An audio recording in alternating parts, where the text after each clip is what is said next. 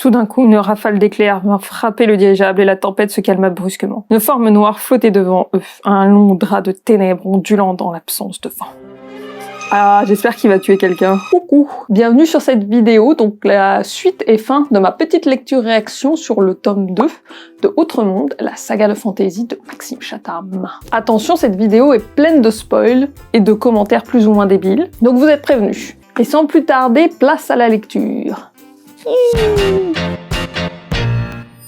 Troisième partie, d'air et d'eau. Donc Matt se réveille dans une cabine du bateau.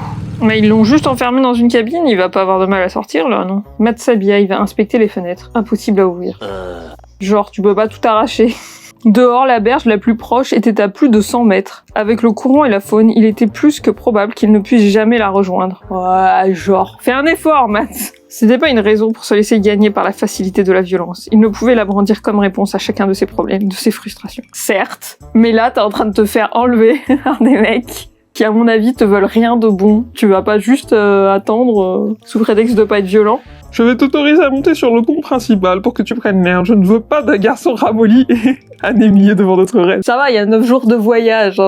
Mais sache que si tu te jettes à l'eau, les crocos en as, je sais pas ce que c'est, des crocodiles ananas, te dévoreront en un instant. Ah. Et si tu fais quoi que ce soit d'intrépide à bord, sache que le chien que tu aimes tant en paiera les conséquences. Allez, commencez par là. Vous êtes une chienne, corrige Matt.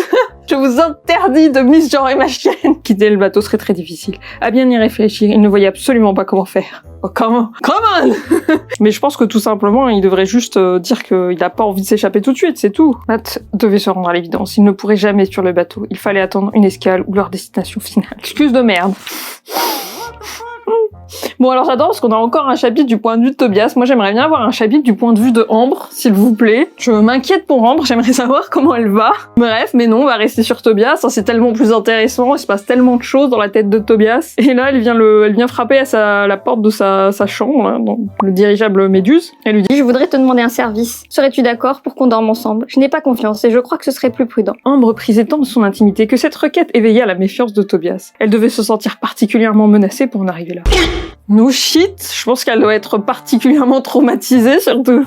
J'arrive pas à écouter, j'arrive pas à me concentrer sur ce qu'il peut raconter là quand le buveur d'innocence est là et qu'il parle et qu'il balance des informations sur sa méduse et que je n'y arrive pas. J'espère qu'il va crever dans l'affreuse souffrance. J'espère qu'Ambre va lui dévisser la tête. Mais Tobias... L'homme se caressait la moustache en parlant. Tobias le guettait du coin de l'œil, intrigué par ce personnage aussi répugnant que mystérieux. Oh, juste répugnant, j'ai envie de dire. C'est votre nom, le buveur d'innocence? Je veux dire, vous n'en avez pas d'autre? C'est le surnom qui m'a été donné à Babylone. Toutefois, tu peux m'appeler Bill si tu préfères. Bill! Sinon, je peux juste t'appeler Trou du cul aussi. Pour le coup, ce n'était pas du tout effrayant. Savoir que le buveur d'innocence s'appelait en réalité Bill apaisa aussitôt l'adolescent qui se sentit moins impressionné. Mais comment tu peux, gros? Purée! T'es sérieux, Tobias? Oh là là, mais dans 2 minutes, il va jouer, je sais pas, une partie de cartes avec Bill. Lorsque les soldats rapportent leur cargaison d'enfants, ils sont exposés dans un hangar totalement nus et l'on compare leur peau au dessin donné par la reine, le grand plan. C'est ça la quête des peaux? Exactement. La reine fait des rêves étranges et par l'ordi, elle nous guide vers la rédemption. Dès le début, elle a vu ce grand plan. Il lui revenait sans cesse, alors elle l'a dessiné. Puis elle a compris. C'était un message divin. Nous devions trouver l'enfant qui portait sur sa peau ce dessin. Pourquoi faire? La reine a établi son repère autour d'une étrange table sur laquelle elle s'est réveillée après le cataclysme. Cette table est une carte du monde. Et dans son rêve, si la peau de l'enfant est posée sur cette table, alors l'emplacement du paradis perdu apparaît. Ok. Mais c'est horrible! Ça veut dire qu'il faut tuer l'enfant? Mais pourquoi tu t'étonnes de ça? T'as vu ce que ces gens ils font? Tu crois que ça va lui poser un problème? Un sourire récurrent fendit le visage du buveur d'innocence. En effet, dit-il d'un ton doucereux.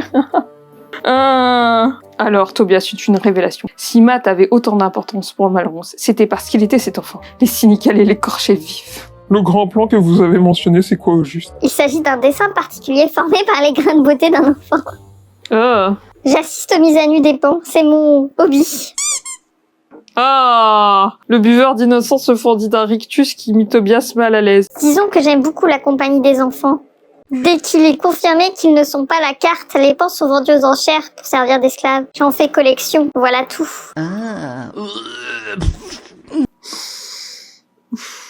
Mais nous n'avons vu que Colin chez vous, s'étonna Tobias qui ne comprenait pas. Oui, Tobias, il comprend vraiment rien, j'ai l'impression. En effet, les autres, Eh bien, les autres ne sont que de passage. Voilà tout. Le buveur d'innocence émit un rire gras qui dégoûta Tobias et se leva pour prendre la direction du poste de pilotage. Sérieusement, mais butez-le, enfin je sais pas, le gars c'est un violeur en puissance, et je sais pas ce qu'il fait les enfants, après il les tue, les balance dans le fleuve, ou il les mange, je ne vous posez pas de questions, là on s'en bat les couilles, et ça les perturbe pas, tu sais. Dès qu'il eut disparu, Ambre sursauta sur le canapé à côté de Tobias. Tu sais, je me dis elle sursaute parce qu'elle est en train d'avoir un PTSD, mais non. Les grains de beauté s'exclama-t-elle, et j'ai toujours cru qu'ils étaient disposés au hasard. Mais non, bien entendu, ils ont une signification. Comment tu veux continuer ta conversation tranquille? Oh purée. Cette histoire, elle est tellement plot focus que genre, tu prends même pas le temps de digérer des trucs comme du viol d'enfant, quoi. C'est genre, même les personnages, ça les fait pas, même pas 2 secondes, quoi. Pas possible. Quoi? Oh là là. Chaque grain de beauté est une forme de communication, bien sûr. Putain, non, ça y est, j'en ai marre. Non, moi je crois qu'il faut que vous arrêtiez d'essayer de dire des trucs.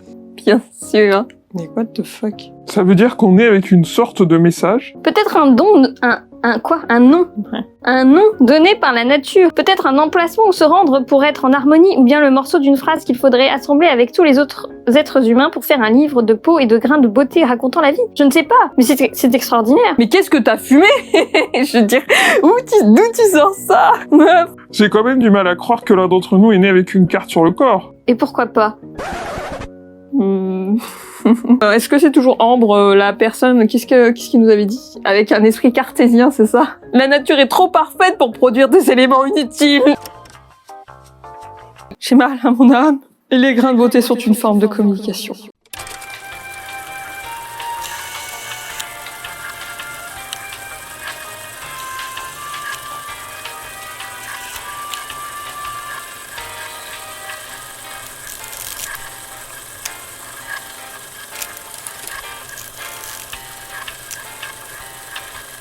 Durant sa croisière forcée, Matt avait appris à connaître les personnalités les plus importantes du bord. Quelle personnalité, Matt? Nous allons récupérer Matt cette nuit et pour cela, je vais avoir besoin de toi. Il faut que tu pilotes le dirigeable pour le positionner de l'autre côté des falaises, tout en bas de la vallée. Nous y serons pour le lever du soleil. Tu crois que tu vas en être capable? Je me souviens des explications du buveur d'innocence. Ça n'avait pas l'air bien compliqué. Tobias hésita, puis se lança. Tu vas sûrement devoir l'enfermer, tu sais. L'enfermer? Mais tuez-le, putain. Quoi? Mais si vous avez même pas besoin de lui pour diriger le dirigeable, tuez-le! Transperce-lui le crâne avec un crayon de papier. Tu lui fais passer dans l'œil comme ça. Elle aurait pu lui expliquer qu'il fallait déplacer le dirigeable. Après tout, s'il voulait réellement les aider, pour ensuite questionner Matt, il accepterait. Oui, il y a aussi cette option-là. Soit tu le tues, soit carrément, je sais pas, il est censé coopérer, il est là pour vous aider, non? Cependant, son instinct lui disait d'agir sans lui, de ne surtout pas lui faire confiance. Son instinct. Ah bah super. Donc elle a essayé de l'enfermer dans sa chambre, je sais pas, j'ai pas compris comment. Mais il est sorti de sa chambre, quand même. C'est moi qui commande d'abord. Hurlait-il en lui postillonnant le visage. Vous voulez toujours récupérer ce garçon que la reine cherche tant? C'est maintenant. Le buveur d'innocence s'esclaffa. Ah, tu es bien gourde, ma pauvre. Vous avez promis de nous aider. Voilà ce que j'aime chez vous autres, cette candeur, cette douce innocence. Mais je me suis déshabillée devant vous. Oh oui, fit-il avec un sourire vicieux, et je t'en remercie grandement. Si seulement tu savais à quel point tu m'as fait plaisir. C'est tout? Enfin, c'est tout. C'est déjà pas, c'est déjà, voilà, hein. Mais bon, je suis rassurée, d'une part, parce que, Yax, moi j'avais vraiment imaginé bien pire.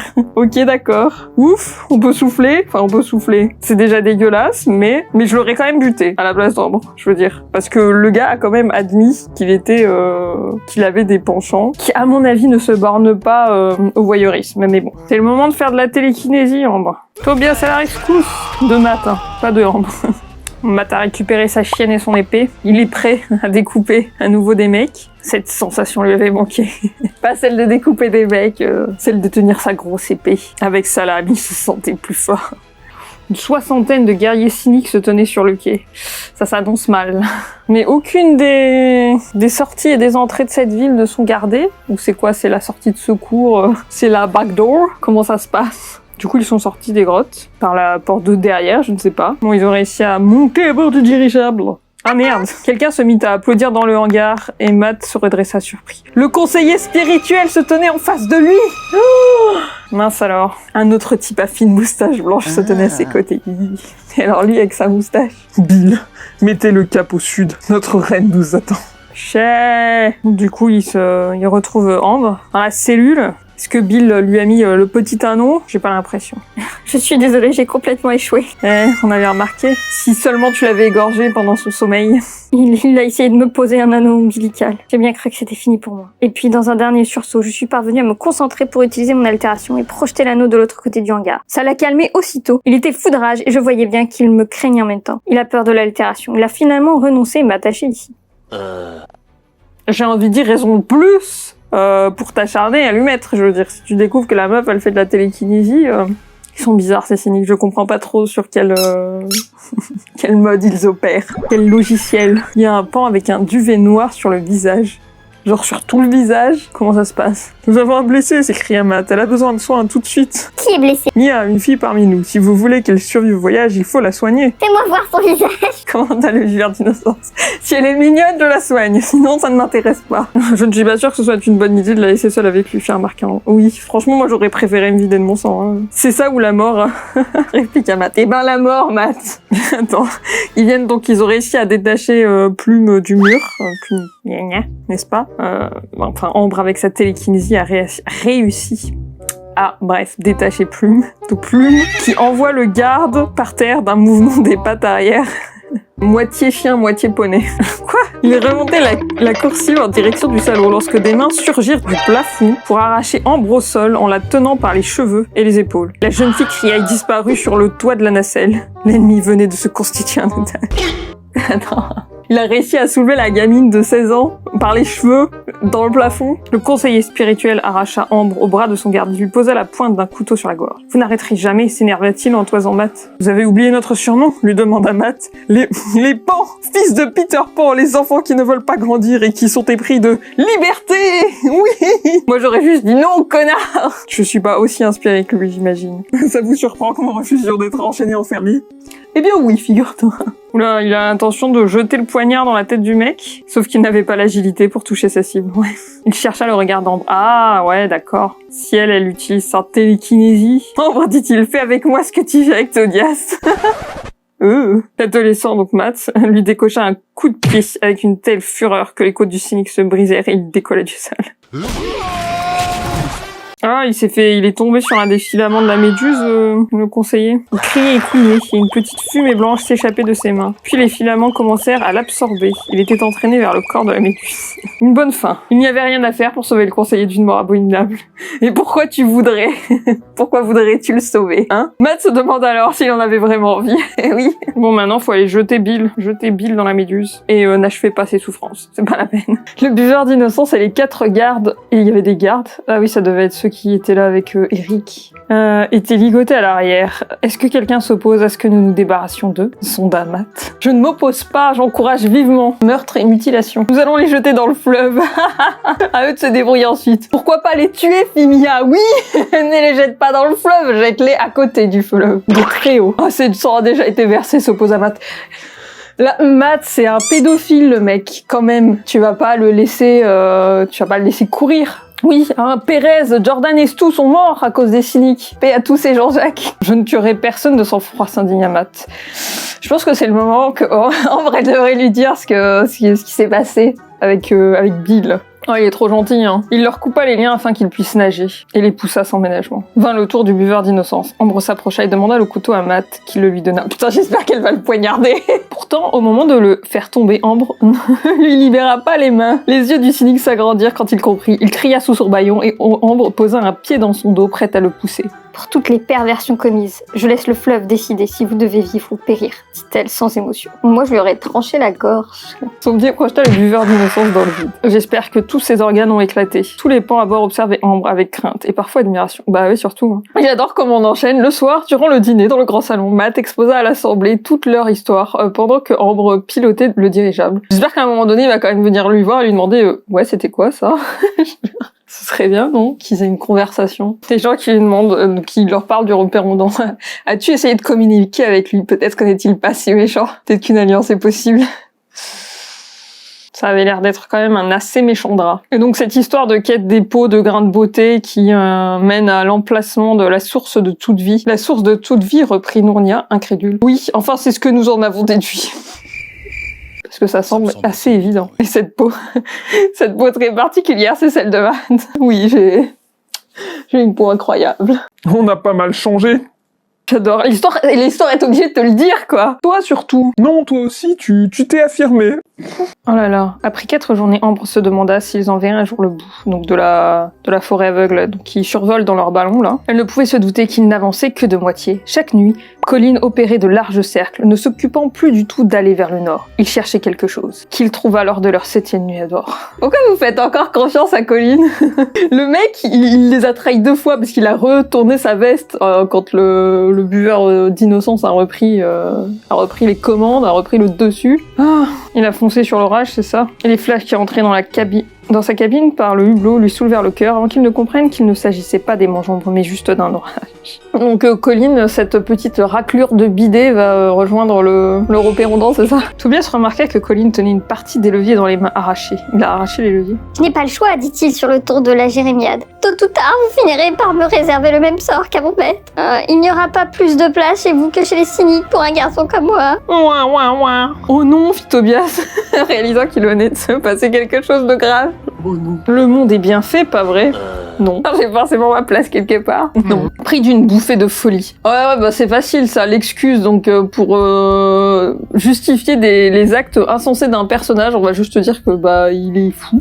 Voilà, il a été pris de folie. C'est sûr que comme on n'a pas énormément construit tous ces personnages, c'est un peu difficile de justifier maintenant des choses comme ça. Hein. Je dois me confronter à lui, tu comprends? Peut-être que c'est auprès de lui que je trouverai ma place. Oui, ça.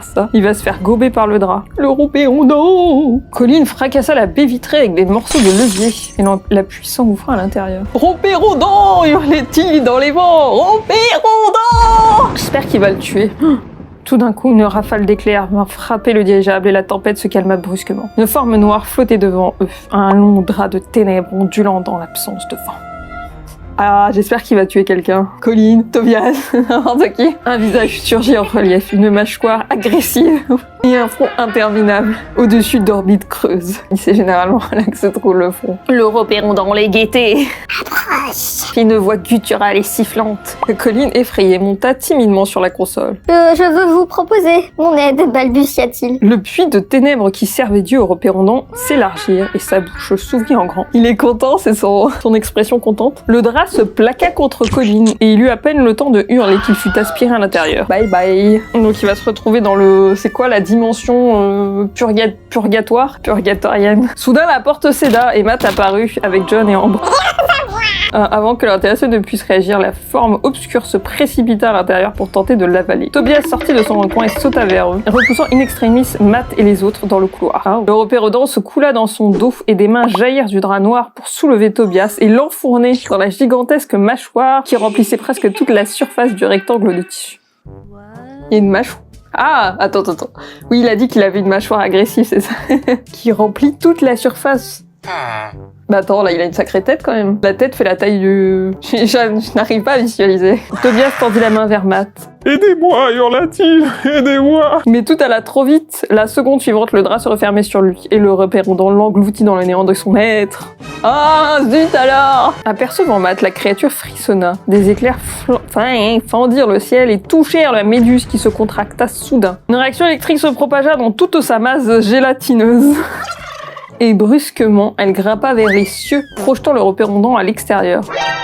Qu'est-ce qui se passe? Mais attends, mais c'est pas l'Européron qui contrôle les éclairs? Ce con, qu'est-ce qu'il a foutu? La vitesse renversa tous les passagers de la nacelle. La méduse traversa les nuages et l'orage et fusa en direction des étoiles. La méduse a fait puis des particules de sa substance molle se détachèrent et l'animal, blessé, fonça vers le nord en zigzagant. À bord, personne ne parvenait à bouger. L'accélération les avait plaqués au plancher. C'est Mach 3. Puis, elle s'échoua en soulevant un nuage de poussière. Une minute de silence pour la méduse, s'il vous plaît. Le vrai héros de cette histoire, hein, parce que là... Bon, j'ai pas compris ce qu'il y a. L'Européron là, il a chié dans la colle. Hein. Genre, il le tenait, et je sais pas, il s'est emballé. Il a lâché un prout d'éclair, et du coup, bah, il leur a filé entre les doigts. Super. Le dirigeable avait pris feu, les débris fumaient encore 1 heure après le crash. Une forme humanoïde s'approcha pour les sonder avec précaution. Elle repéra 2 corps et s'agenouilla pour constater qu'ils étaient morts. Ambre et Matt. Non, je plaisante. Évidemment que non, ça va être des Jean-Jacques. De toute façon, tout le reste du cast, globalement, c'est des Jean-Jacques. Hein. Vous n'avez pas vu Ambre secouèrent la tête et Matt repartit sombrer l'épave. Et quand est-ce que cette histoire... quand est-ce qu'il y a de l'émotion? Il repéra la main de la jeune fille sous un bout de moquette roulée et la sortit de là en toute hâte. Ambre toussa et se réveilla immédiatement. « Oh, ce que je suis contente de te voir !» s'exclama Matt. On dirait qu'il vient de la croiser dans la rue, tu sais, c'est genre « Ah, oh, j'avais quelque chose à te rendre, en fait, ça tombe bien !» Et Toby, fit-elle soudain. Matt avala sa salive péniblement. Les larmes envahirent son regard. « Européron, chuchota-t-il, incapable de parler plus fort sans que sa voix se casse. « Européron dans la eu. » Et voilà, hein, c'est tout ce qu'on aura. Ensuite, ellipse. Ils étaient 5 rescapés, dont Mia, qui n'était pas vaillante. « Il faut rallier Eden, fit-il sombrement. Matt. Nous n'avons pas d'autre choix. » Et Toby, Matt serra les poings. Soudain, ce fut trop pour lui. Matt le prit dans ses bras et Matt pleura longuement. Waouh, enfin, quelque chose, mais bon. Lorsque les sanglots se dissipèrent, Matt fit face à l'aube et lança une promesse. Quoi qu'il soit, je jure d'un jour le retrouver et de le détruire. Est-ce qu'il suppose que Toby est mort, du coup? Un jour viendrai où cette épée trancherait le voile noir du Ropérodin. Il en était certain. Je ne sais pas si je lirai jusque-là. Le soir du 3e bivouac, Floyd était très inquiet pour la santé de Mia. La jeune fille divaguait, assommée par de fortes fièvres.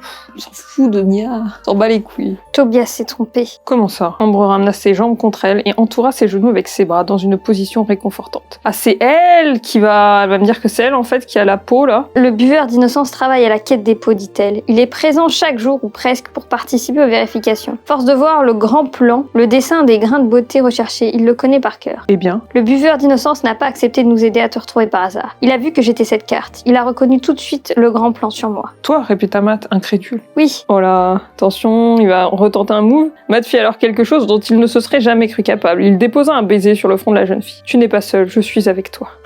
Brusquement, à force de réfléchir à tout ce qu'il venait de se dire, une évidence se forma dans l'esprit de Matt, et il se mit à bouillir. Attends une seconde, tu veux dire que le buveur d'innocence t'a vu toute?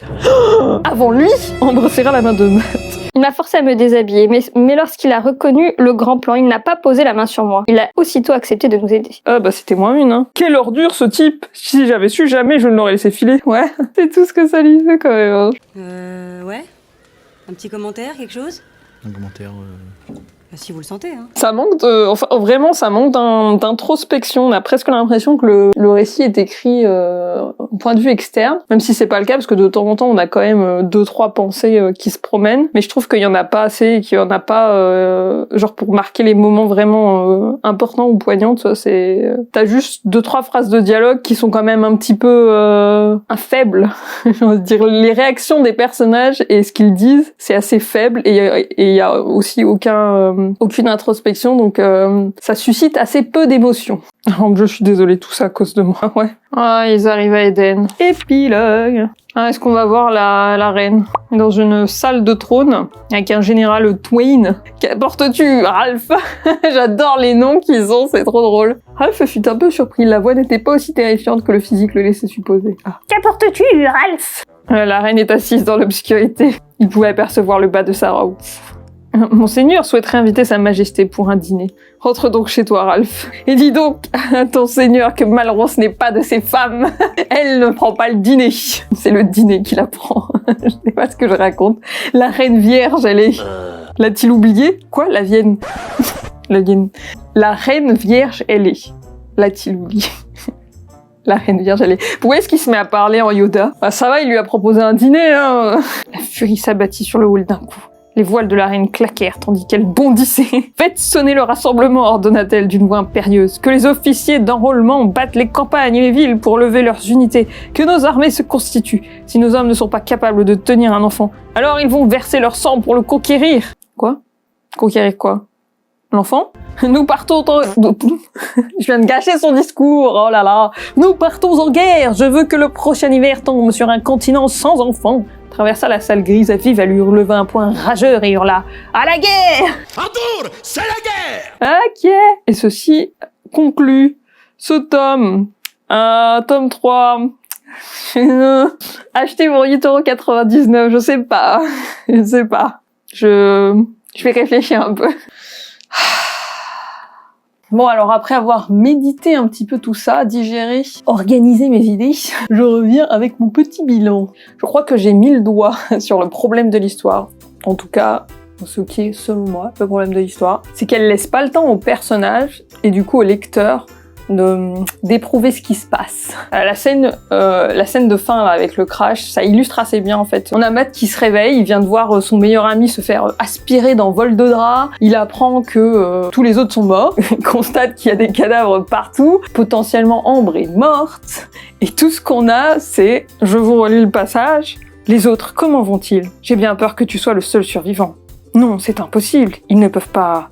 Matt se redressa en 2 temps, la tête lui tournait et ses membres l'élançaient. Par chance, il n'avait rien de cassé, seulement des coupures et des bosses sur tout le corps. Plume le regardait en haletant, l'œil vif et rassuré. Elle ne semblait pas avoir trop souffert de l'accident. Matt erra parmi les décombres et aperçut les dépouilles de 2 pans qui accompagnaient John, puis une 3e un peu plus loin, puis Mia, recouverte par un morceau de cloison, l'épaule transpercée par une tige de fer. Floyd et Matt la dégagèrent et cela la réveilla. Elle se mit à hurler et le long marcheur s'empressa de lui faire respirer une petite fleur qu'il transportait dans sa besace. Mia s'endormit immédiatement. Voilà qui devrait l'apaiser un moment. John et Nournia titubèrent jusqu'à eux, les vêtements en lambeaux. Sian et Vernon sont morts, dit John, les larmes aux yeux. Je sais, répondit Matt. Le garçon aux cheveux rasés aussi. Harold, comment va Mia? Elle a besoin de soins. Vous n'avez pas vu Ambre? Ils secouèrent la tête et Matt repartit sonder l'épave. Il repéra la main de la jeune fille sous un bout de moquette roulé et la sortit de là en toute hâte. Elle respirait faiblement. Matt ne savait pas comment s'y prendre. Il avait déjà vu 1000 fois les secours à la télévision faire du bouche à bouche et un massage cardiaque et se demanda s'il ne fallait pas faire de même. Non,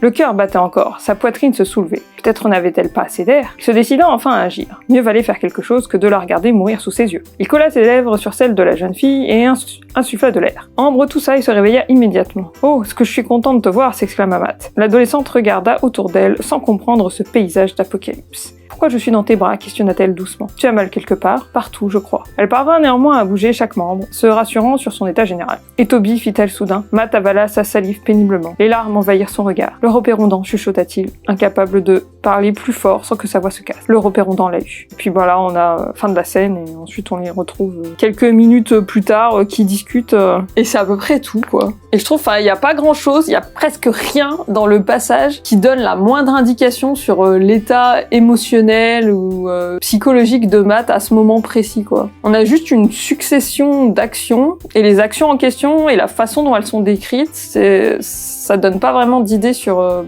ses émotions. Je dis pas qu'il faut nécessairement rajouter des longs paragraphes d'introspection. Je pense qu'on peut injecter de l'émotion en gardant un style focus sur l'action et les descriptions et les dialogues, quoi. Mais là, quand même, je sais pas ce que vous en pensez, mais moi, j'ai pas trouvé ça très bouleversant. Il aurait suffi de dire, par exemple, qu'il se met à courir partout en hurlant le nom d'Ambre, qu'il a les genoux qui tremblent, je sais pas, qu'il a la nausée chaque fois qu'il découvre un cadavre, mais en même temps, il est soulagé que ce soit pas Ambre. Ce que tu veux, n'importe quoi, quelque chose. Là, le summum de l'émotion, c'est 3 lignes un peu plus tard pour nous dire que Matt pleure toutes les larmes de son corps dans les bras d'Ambre. Et puis, on passe vite à autre chose. On n'a pas que ça à foutre de s'attarder sur les états d'âme des personnages. On n'est pas là pour ça. On enchaîne sur qu'est-ce qu'on va faire ensuite et machin. Enfin, oui, d'accord, ok, c'est important, mais est-ce que tu peux nous laisser 2 secondes, tiens, genre laisser le temps à l'émotion d'infuser, non? Est-ce que c'est moi qui en demande trop, peut-être? Je ne sais pas. Et c'est comme ça tout le long de l'histoire. Hein. On a Ambre qui se retrouve obligée de se foutre à poil devant un pédophile à moustache. Et tout ce qu'on a, c'est 3 lignes encore, pour nous dire qu'elle regarde par la fenêtre d'un air d'autoroute. Et puis pendant ce temps, on a le droit à un pédo-moustache qui est en mode « Ah, mais vous voulez savoir comment vole ma méduse ?» Eh bien, c'est tout à fait fascinant. J'en ai aucune putain d'idée, parce que j'étais trop atterrée par la façon dont l'histoire était en train de gérer ou de ne pas gérer ce qui venait de se passer, que j'ai absolument pas du tout intégré, écouté. J'ai lu les mots, mais ça m'a traversé comme un coup de vent, quoi. J'avais l'impression d'être dans la 4e dimension, quoi. J'étais en mode, mais attends, stop, pause, Kin, est-ce qu'on peut en parler ou pas? Elle vient de se faire violer, non? Je ne sais pas. Bah du coup non, mais c'est quand même assez traumatisant. Et j'aurais bien aimé que ça engendre quelque chose entre, je sais pas, les personnages, leurs relations, leur psychologie, les actions qu'ils entreprennent ensuite. Mais là, ça se reflétait pas du tout dans les dialogues, quasiment pas, quoi. Une petite allusion pour dire ce sale type. Ouais, mais c'est encore. En fait, les personnages ont tellement zéro réaction émotionnelle face à ce qui leur arrive qu'il y a presque un décalage. En tout cas, moi, j'ai vécu ça comme un décalage. C'est pareil avec Tobias, hein. À un moment, il prend une décision qui coûte la vie à un gamin et tout ce qu'on a, c'est encore 2 phrases pour nous dire « Oh là là, le monde était bien cruel » et puis c'est tout. Enfin, Tobias, ça le ralentit pas. Hein. Ça se répercute pas ensuite dans ses pensées ou dans ses actions. Ça engendre pas un quelconque changement dans le personnage, un début d'évolution, quelque chose, une prise de conscience, une façon différente ensuite d'aborder l'histoire. Non, il n'y a pas de conséquences sur ses actes et ses pensées. Et en même temps, pour ça, faudrait déjà qu'on ait des pensées à se mettre sous la dent. Ce qui n'est pas le cas. Il leur arrive des trucs, mais c'est comme si tu balançais un caillou dans un lac sans que ça perturbe la surface de l'eau, quoi.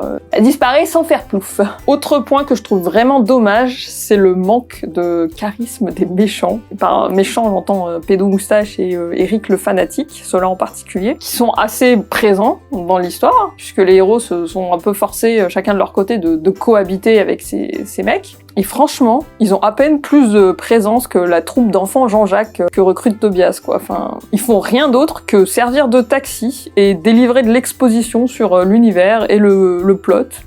Ils sont ni fun, ni intimidants, ni fascinants, ni complexes. Leur seul trait de caractère, c'est d'être méchants. Ce qui se traduit par un rictus chaque fois qu'ils expliquent un truc un petit peu qui pourrait potentiellement causer des souffrances aux petits-enfants, tu vois. Parce qu'ils sont méchants, donc ils aiment bien voir les enfants souffrir. Des méchants Disney, mais sans le côté fun, quoi. Même comme caricature de méchants, ils sont pas drôles, tu vois. Parce que des fois, tu peux avoir des méchants caricaturaux, mais qui sont drôles quand même, qui sont fun à regarder. Et à mon avis, le problème, il vient à la fois des personnages, donc de la façon dont ils sont construits. D'après moi, moi, je les ai trouvés très unidimensionnels et osef, quoi. Fade, mais aussi de la façon dont les autres personnages se comportent en leur présence, quoi. Ça t'inspire pas la peur, quoi. T'as pas l'impression que les héros eux-mêmes soient très terrifiés en leur présence. Tobias, il papote tranquillement avec Pédo Moustache sur sa montgolfière méduse, sur ce qui se passe en bas, comme ça, quoi. Enfin, comme s'il était en train de discuter avec son oncle qu'il aime pas trop parce qu'il est un peu cringe, mais ça va, quoi. Pas de stress. Et Eric le Fanatique, c'est pareil, hein. Quand Matt lui parle, tu sens pas trop le danger, quoi. Matt, il est un petit peu en mode... Les héros chient pas dans leur froc, du coup, toi non plus, quoi. Tu chies pas dessus, quoi. Quand le méchant entre dans la pièce, t'es pas en mode « Oh mon Dieu, qu'est-ce qui va se passer? Qu'est-ce qu'il va dire ?» Tu sens pas le côté imprévisible ou dangereux du vilain, non.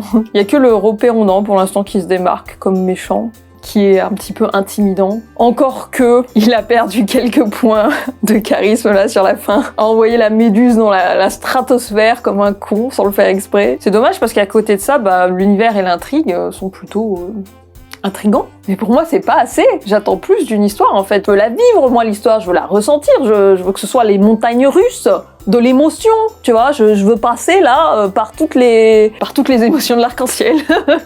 Je veux des personnages inoubliables, aussi. Et là, non. Et c'est dommage.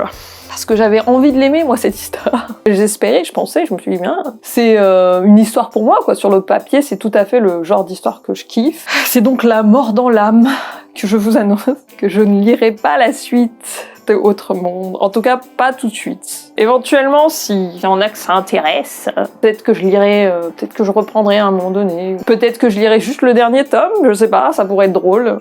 Faire juste vidéo réaction sur le dernier tome, pour avoir le fin mot de l'histoire. Mais pour l'instant, j'aimerais bien passer un peu à autre chose, quoi. Me plonger dans un autre monde. Je suis très contente de ma blague. Je vous remercie d'avoir regardé jusqu'ici. C'est à gauche, non? C'est à gauche ou c'est à droite?